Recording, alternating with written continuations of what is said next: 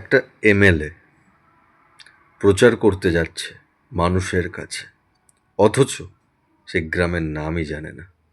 এই তো বিজেপির অবস্থা। দেখুন, পাড়ার নাম তো মুখস্থ করাটা না কেন আপনি একটা আমাদের বিধায়িকা ম্যাম, আপনি আমার পাড়ার নাম বলতে হবে কি করে আপনি ভোটের নাম বলুন, নাম বলুন আপনি পঞ্চায়েত মেম্বারের কাজ। মেম্বার তো আমরা মেম্বার যে আছে তাকে তো আমরা সবসময় পাই, তাকে ভিটে সবসময় আমরা বিধায়ক মন্ডলকে পাই। আপনি কি করে সরকারকে বদলাবো ম্যাম? আপনি ভোটের আগে এলেন এখানে। অবশেষে পালিয়ে যাচ্ছে অগ্নিমিত্রা পাল, বিজেপির এমএলএ পালিয়ে যাচ্ছে।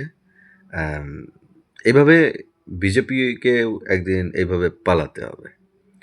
মানুষ, জনগণ যখন প্রশ্ন করতে থাকে না, তখন এভাবেই পালিয়ে যেতে হবে।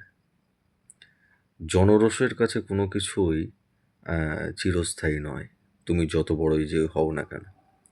শুভেন্দু অধিকারী এবং যারা রয়েছে বিজেপির, শ্রমিক ভট্টাচার্য কত সুন্দর টান টুন দিয়ে কথা বলে, রুদ্রনীল ঘোষ মোস্ট ইম্পর্টেন্ট গিরগিটি অফ বিজেপি, এবং আরও যারা রয়েছে তারা দেখুন, এই তো আপনাদের অবস্থা, রাজনৈতিক চেতনা, এই তো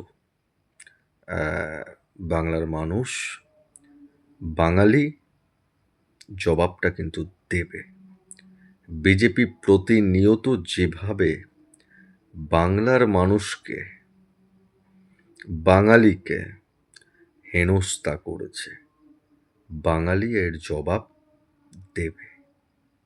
কোনোদিন জেনেছে এই পাড়ার নাম বলুন তো আপনি কি নতুন নাকি কি পাড়া বলুন? আপনি বলছেন আপনি বিধায়িকা ম্যাডাম,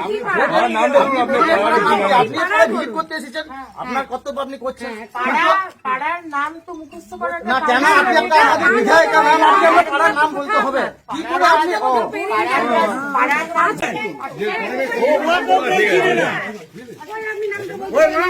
না নাম বলতে হবে, পালিয়ে গেল। আরে কিছু জানে না রে, কিছু বলতে পারবে না, কিছু জানে না, কিছু বলতে পারবে না।